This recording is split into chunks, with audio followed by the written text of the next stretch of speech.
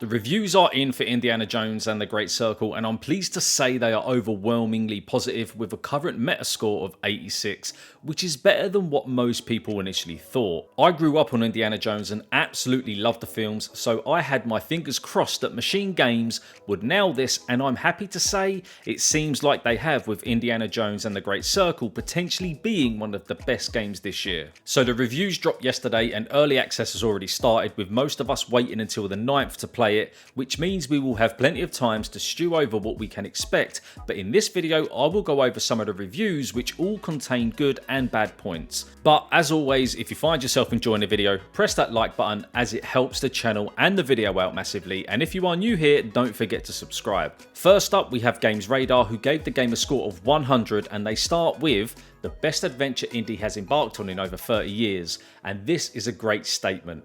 They then go on to say Indiana Jones and the Great Circle is the best adventure this character has embarked on in over 30 years. Developer Machine Games has leveraged its expertise in the FPS space to deliver an immersive, authentic first-person adventure that is quite unlike anything you've played before. There was always a chance that slotting a new adventure into an established canon would collapse under the weight of expectation, but Machine Games has gone to great lengths to create something which feels authentically placed in this universe, rather than appearing needlessly nostalgic towards it.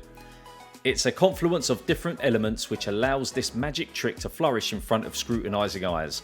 An exceptional performance from Troy Baker is certainly one of them, with the actor capturing the roguish charm, vocal intonations and physical mannerisms of Harrison Ford's original portrayal in ways that are difficult to truly comprehend. There's the soundtrack, which easily evokes the spirit of John Williams' original compositions, and an over-talked audio design which adds pulpy emphasis to every whip, crack and snap. And then there's the art direction and visual fidelity, among the best seen on Xbox Series X in this generation. A negative for them though was the free movement. If there's any area where Indiana Jones and the Great Circle falls short, it's in how it communicates where free movement is restricted, be it because of a missing item or a beat in one of those various interweaving storylines.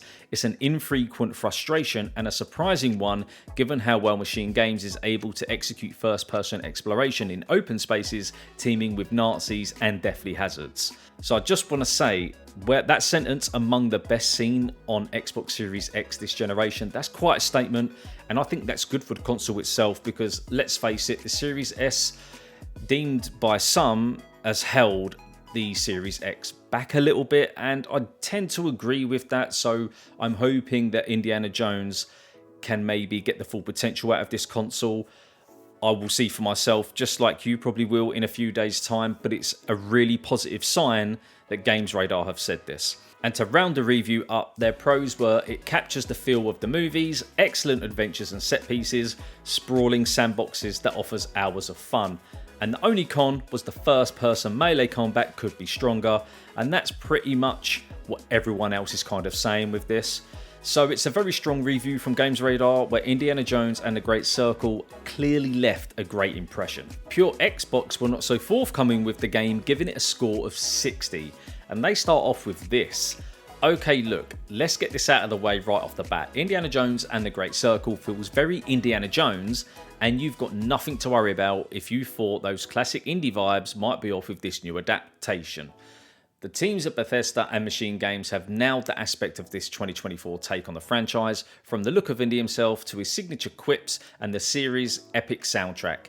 It's all here and it all matches up to the famous movie saga. Unfortunately though, the Wolfenstein developer seems to have lost its way a little bit when building an actual video game around the Indiana Jones concept, resulting in a disjointed experience that never quite figures itself out across a roughly 15 to 20 hours runtime. I can understand why Pure Xbox would say this, as some players would want more of a video game feel to it rather than just playing the movie itself. The review goes on. When this game flow initially started to take shape, we were really enjoying what the Great Circle had to offer. The Vatican level is absolutely gorgeous, and once we'd been directed to a local vendor to pick up a rickety old camera, we were enjoying some chilled out exploring and picture taking as the game's main quest began to unfold. However, even as just the first of these big open areas, the Vatican level eventually began to outstay its welcome, and that's something we felt through a lot of this new Indiana Jones adventure. My take on what he said is that you will be staying a bit too long in one area, but I'd also like to add that this is purely a player preference. If the level is pretty and has lots to do, one player might enjoy it more than the next. So do not fret if you think that that level itself has got lots of little nooks and crannies in it, is gorgeous like he says here. You might enjoy exploring this for a long amount of time. It's going to be totally how you would like to play the game. They also said combat wasn't great and affected the approach to level design. The review goes on, this uncovers combat mechanics that largely fail to satisfy, especially when the Great Circle is trying to be a sandbox in nature a lot of the time. Stealth is clearly the way you should tackle this game, but beyond literally avoiding enemies, you don't really have much at your disposal here. Spades, shovels and sledgehammers that dot the environment are neat ways to bonk Nazis on the back of the head, sure, but that quickly gets boring across multiple big open levels that take up a good 10 to 15 hours of the experience. Indiana Jones and the Great Circle needed to introduce more interesting ways to be stealthy for how much it forces this approach to combat. So most reviews are saying that the combat is weak or it doesn't fit in with the game, but it doesn't seem to spoil how much fun you'll have playing as Indiana Jones. So I think Machine Games can probably do some updates, a bit like we got with Star Wars Outlaws, to the combat and different variations, including like holding on to guns and stuff like that. So that is something that I'm sure Machine Games will approach in the near future. But we do have a positive from Pure Xbox, and this was about the puzzles. They go on to say, thankfully, puzzles in Indiana Jones and the Great Circle are more varied than the game's combat sections, and these are one of the highlights of the experience. There aren't that many of them. Puzzles tend to crop up in between the game's bigger areas, but they're mostly different enough that whenever one appears, you're looking forward to figuring it out. There's nothing too head-scratching either, and with separate difficulty levels for puzzles alongside a camera mechanic that gives further clues, the game is quite flexible in this regard, meaning you'll never be hung up for long on a particular puzzle. And I like that, because that accessibility feature being built into the game in regards to the camera just means that's going to help certain players out, because we don't all deal with puzzles the same. Some people need help, some people don't. It doesn't matter, but it's just kind of cool that you've got the camera there, so it's a mechanic that's built into the game rather than going into settings and just changing it like that. We're going to finish the review off with the pros and the cons. The pros being a great vibe that feels very Indiana Jones, solid character performances across the whole cast, fun and nicely balanced puzzles, and gorgeous Xbox visuals throughout. The cons, some poorly thought out levels that fail to stay engaging, boring stealth that's broken at times, no viable options for a more head-on approach to combat, one-dimensional boss fights that seem a bit pointless, and first person feels somewhat forced. So neither a great or bad review from Pure Xbox, and it seems they did enjoy some aspects, but overall the bad aspects did dampen their experience. Reading between all the other reviews though, combat does seem to be a sticking point, but I do think there was a fine balance to be had here.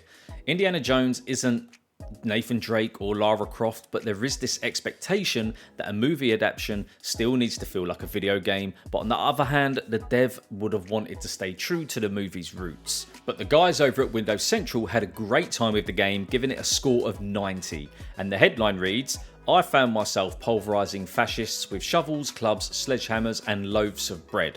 Indiana Jones and the Great Circle is amazing with only minor flaws. And talking about the gameplay and features, they say this. While Indiana Jones and the Great Circle is a first-person game, much like Machine Games' Wolfenstein games, there are a fair few differences when stepping out of BJ Blazkowicz's shoes and into Indiana's. The intrepid archaeologist can throw a mean punch and is handy with his whip and revolver, but he's not a one-man army. It's usually better to stealth your way through a crowded enemy camp, and with careful exploration, you can find enemy disguises that make this process much smoother, though elite enemy commanders will sniff you out if you get too close. If combat does break out, then there's a serviceable melee system allowing you to dodge and trade jabs to knock your foes out, while the ever trusty whip can be used to pull opponents towards you and off of ledges. You're at a disadvantage if your enemies have ranged weapons though, so it's important to scour the environment for anything useful. Practically everything can be used as an impromptu weapon, and I found myself pulverising fascists with shovels, clubs, sledgehammers and loaves of bread. You've also got your revolver, which can be used to decisively end any one-on-one fight, but the noise can draw in other nearby enemies if you aren't careful. You can also pick up weapons like rifles and shotguns, but you'll have to discard them when you run out of ammo. So I personally love the idea of being able to use absolutely anything I can get my hands on. But Machine Games had to be careful here though, because Jones isn't an SAS soldier who will blast his way through everything, and it seems they have captured that pretty well, although I'm not too sure if some players are going to like the idea of having to discard weapons as soon as they run out of ammo. That's probably something they're just going to have to take feedback on and hopefully get that right in the future if they need to. And the review finishes off with this. I've spent 25 hours exploring the world in Indiana Jones and the Great Circle, and I thoroughly enjoyed myself throughout this adventure. I was expecting to have fun, but I certainly wasn't expecting this game to cleverly blend immersive sim elements with actual cinematic storytelling, and it's been a fantastic experience. From the manner in which every line is delivered and scene is shot to the smirk on Indy's face when solving a puzzle, it's clear that everyone at Machine Games just gets what makes Indiana Jones so special. This is a game that can sit next to the original trilogy with pride. Aside from a small handful of bugs and checkpoint issues, I hope the developers can patch them soon, Indiana Jones and the Great Circle is an absolute blast worthy of the iconic adventurer's name. I'm looking forward to replaying this game in the future and checking out the promised DLC as much as I rewatch Raiders of the Lost Ark and The Last Crusade. So, to wrap things up, as far as the reviews go, Machine Games and Xbox couldn't have been happier. They seem to have caught the feel and vibe of the movies whilst also making it feel fun, and the puzzles seem to have hit that sweet spot too. It's a shame about the combat, but like I said, that fine line is a hard one to cross, and hopefully most players get along with it, or some updates can be pushed out to better that experience. It's been a strong year for Xbox as well, and I'm happy it's ending on a good note. Indiana Jones and the Great Circle has delivered what all of us fans were hoping for, and let's hope the DLC adds to what seems to be a quality adaptation of the much loved film. But guys, that is the end of the video. If you stayed until the end, thank you very much. Don't forget, if you've enjoyed the video, hit that like button because it helps the video and channel out massively. And if you are new here, don't forget to subscribe as well for more gaming content in the future. But as always guys, take care and I'll see you on the next video.